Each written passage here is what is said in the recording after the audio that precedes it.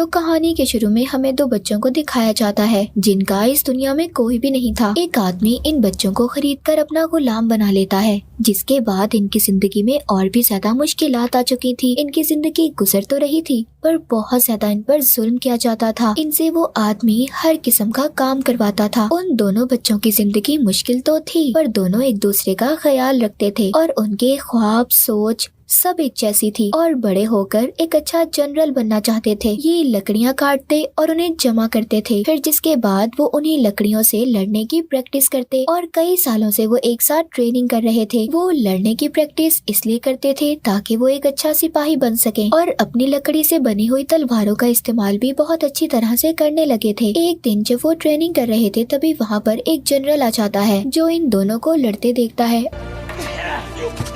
और फिर वो उस आदमी के पास जाता है जिसने इनको खरीदा था। वो कहता है हमारा किंगडम, हमारा राज्य पूरे मुल्क से अच्छे अच्छे सिपाही ढूंढ रहे हैं और मैं चाहता हूँ जो अभी मैंने लड़ते हुए दो लड़कों को देखा उनमें से एक को अपने साथ ले जाना चाहता हूँ ताकि वो साथ जाकर एक अच्छी ट्रेनिंग ले, हमारे अच्छे और बेहतरीन सिपाहियों में शामिल हो जाए। मगर ये बात सिर्फ एक ही के लिए थी। यहाँ पर जिसका नाम ली था वो बहुत खुश होता है और अपने दोस्त से कहता है कि तुम्हारे पास मौका है अपनी फाइटिंग स्किल्स, लड़ाई की महारत दिखाने का। तुम जाओ इनके साथ, मैं बहुत खुश हूँ। चलो हम में से एक का ख्वाब तो पूरा होने जा रहा है। फिर उसी रात ये लोग आखिरी बार लड़ते हैं क्योंकि सुबह को ये लोग अलग होने वाले थे। ली अपने दोस्त से कहता है कि मैं ट्रेनिंग करूंगा और कोशिश करूंगा कि एक अच्छा फाइटर बनकर तुम तक पहुँच सकूँ, जिससे मेरा भी सपना पूरा हो जाएगा। ली अपने दोस्त के जाने के बाद बहुत ज्यादा मेहनत करता है। वो अब पहाड़ों में भी जाकर अपनी ट्रेनिंग करता है और देखते ही देखते लड़ने में इतना माहिर हो जाता है कि वो अपनी लकड़ी की तलवार से पत्थर को भी तोड़ सकता था।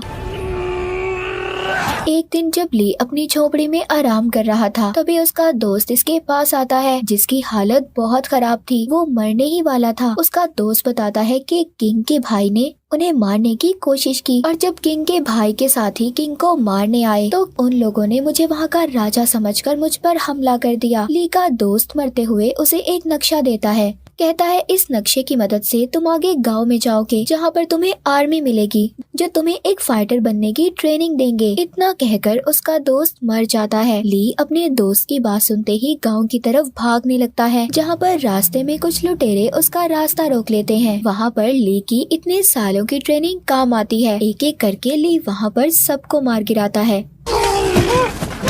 और अपना सफर दोबारा से शुरू करता है और आखिरकार उस गांव में पहुंच जाता है जहां का पता उसके दोस्त ने दिया था, जहां पर उसको एक झोपड़ी मिलती है जिसमें किंग को देखता है जो बिल्कुल ली के दोस्त की शक्ल के थे। ये किंग को देखकर हैरान हो जाता है। अब यहाँ पर किंग उसको बताते हैं तुम्हारे दोस्त को मेरे जनरल इसलिए खरीद कर लाए थे क्योंकि किंग और उसके दोस्त की शक्ल बिल्कुल एक जैसी थी और मेरे जनरल उन लोगों को धोखे में रखना चाहते थे जो मेरे खिलाफ मुझे मारने का प्लान बना रहे थे और इसीलिए मेरे जनरल ने तुम्हारे दोस्त को खरीदा ताकि वो वहाँ पर लोगों को धोखे में रख सके। उधर दूसरी तरफ वो ही लोग किंग के भाई के साथी ली के दोस्त को ढूंढते हुए उस आदमी के पास पहुंच जाते हैं जिसने ली और उसके दोस्त को बचपन में खरीदकर अपना गुलाम बनाया था। इन्हें भी ये बात पता चल चुकी थी कि जिसको इन्होंने मारा था वो किंग नहीं बल्कि उसका हमशक्ल था। उधर ली को इस बात पर गुस्सा आ रहा था कि किंग ने खुद को बचाने के लिए उसके दोस्त को कुर्बान कर दिया। तभी इनकी बात के दौरान वो कातिल आ जाता है जिसने ली के दोस्त को किंग समझकर मारा था और दोबारा से किंग को मारने की कोशिश करता है।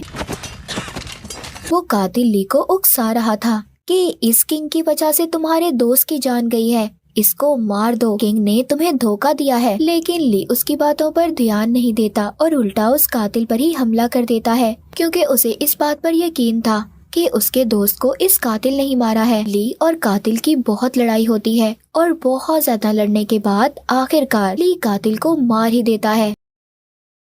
फिर किंग के पास जाता है मगर ली को अभी भी उस पर भी गुस्सा था क्योंकि वो ये समझता था कि उसके दोस्त की असल वजह ये किंग ही है। इसी किंग की वजह से उसके दोस्त की जान गई। पर किंग उसको कहते हैं तुम्हारे दोस्त ने जो खुद की कुर्बानी दी वो पूरे किंगडम, पूरे राज्य के लिए था। किंग बताते हैं कि मेरा जिंदा रहना जरूरी था क्योंकि मैं चाहता था कि मेरे किंगडम, मेरे राज्य की ताकत मेरे पास ही रहे, मेरे भाई के पास न जाए जो बहुत बुरा और जालिम इंसान है। और अगर ऐसा होता तो पूरा किंगडम तबाह हो जाता। किंग ली से कहते हैं कि एक अच्छी आर्मी को बनाने में क्या तुम मेरी मदद करोगे ताकि मैं अपने भाई को मार सकूं और तुम्हारे दोस्त की मौत का बदला भी ले सकूं। दूसरी तरफ हमें किंग के भाई को दिखाया जाता है जिसको बहुत गुस्सा आ रहा था और इसी वजह से वो बहुत ज्यादा परेशान था। वो अपने लोगों को ये हुक्म देता है कि किंग यानी कि उसके भाई को मारने के लिए और ज्यादा आर्मी को भेजें। उधर किंग जब ली के साथ जंगल में थे तभी उन पर एक आदमी जहरीली सुइयों से हमला कर देता है, मगर ली भी उस आदमी पर हमला करता है, उससे बहुत लड़ता है और उस आदमी को मार देता है। पर उसे मारने के बाद जमीन पर ही गिर जाता है।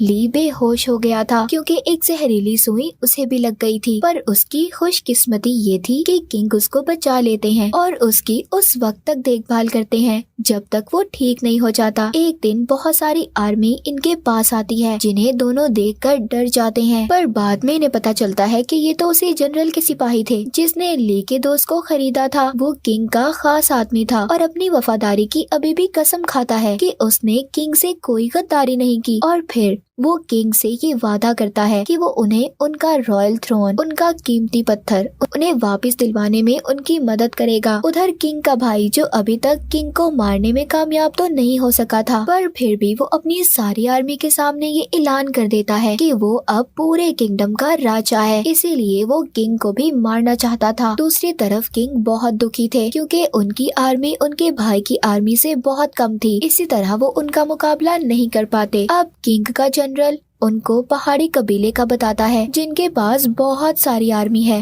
कहते हैं कि हम उनसे मदद ले सकते हैं। किंग भी जनरल की बात को मान लेते हैं और राजी हो जाते हैं। ये सब खतरनाक रास्ते से होते हुए उस पहाड़ी कबीले तक पहुंच जाते हैं जहां पर उनका इस्तकबाल वैसा तो नहीं होता जैसा उन्होंने सोचा था। उनको पहाड़ी कबीले की आर्मी पकड़ लेती है और अपने लीडर के पास ले जाते हैं। किंग जब उनके लीडर के पास जाते हैं तो उन्हें सब बताते हैं कि कैसे उनके भाई ने उन्हें मारने की कोशिश की और किंगडम को भी धोखे से हासिल करना चाहा, पर लीडर किंग की मदद करने से मना कर देता है क्योंकि माजी में पहाड़ी कबीले पर किंग की आर्मी ने बहुत जुल्म किया था, मगर किंग यहाँ पर अपने पिछले गुनाहों की माफी मांगते हैं। ये सब देखकर लीडर मदद करने के लिए मान जाता है। जब वो अपना मास्क हटाकर देखता है तो हम देखते हैं ये लीडर एक लड़की थी और वो किंग से वादा करती है कि वो उनकी मदद करेगी, जिसके बाद ये प्लान करते हैं कि ली को किंग बनाकर भेजा जाएगा और किंग खुद पहाड़ी कबीले की आर्मी में मास्क पहनकर शामिल हो जाते हैं। फिर जब वो किंग के भाई के महल में पहुंचते हैं वहां पर पहाड़ी कबीले की लीडर उसके कमांडर से कहती है कि वो और उसकी आर्मी यहाँ पर उनकी रॉयल आर्मी में शामिल होना चाहते हैं जो किंग के भाई की आर्मी थी। किंग के भाई का कमांडर बहुत खुश होता है और फिर सबको अपने किंगडम में आने की इजाजत दे देता है, जिससे अब सब किंग के भाई के महल में आ जाते हैं। जिसके बाद वो अचानक से वहाँ की आर्मी पर हमला कर देते हैं।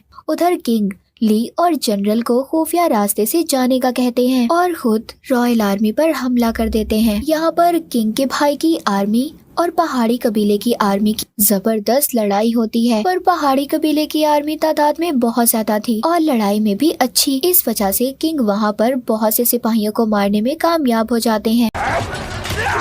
दूसरी तरफ ली जब खुफिया रास्ते से जा रहा था तभी उसे रास्ते में एक बहुत बड़े मॉन्स्टर का सामना करना पड़ता है, पर ली उस मॉन्स्टर को अपनी तलवार से मार देता है और फिर अपने सिपाहियों को लेकर रॉयल महल में दाखिल हो जाता है जहाँ पर किंग का भाई बड़े आराम से अपने तख्त पर बैठा था। तभी वो यहाँ पर अपने एक साथी को बुलाता है जो बहुत ताकतवर था और ली से उसका मुकाबला करने का कहता है, पर ली भी बिना डरे उसकी बात को मान लेता है। दोनों में बहुत अच्छी तलवारबाजी होती है क्योंकि ये लड़ने में तो दोनों ही माहिर थे। वो एक दूसरे पर बार बार हमला कर रहे थे क्योंकि दोनों की लड़ने की ताकत एक जैसी थी और आखिर में ली उस किंग के भाई के साथी को मार ही देता है। किंग का भाई जो अपने साथी को मरता देखता है, जो बहुत बहादुर था, उसकी मौत के बाद अब इसको भी डर लगने लगा था। वो महल से भागने की कोशिश कर रहा था पर गेट पर उसको पहाड़ी कबीले की आर्मी घेर लेती है। अब किंग को अपने भाई को हराने में ज्यादा देर नहीं लगती। किंग अपने भाई को पहले ही वार में हरा देता है। तभी वहाँ पर जनरल आ जाते हैं जो कि इनके पड़ोस किंगडम के ताकतवर जनरल थे। वो आकर किंग से पूछता है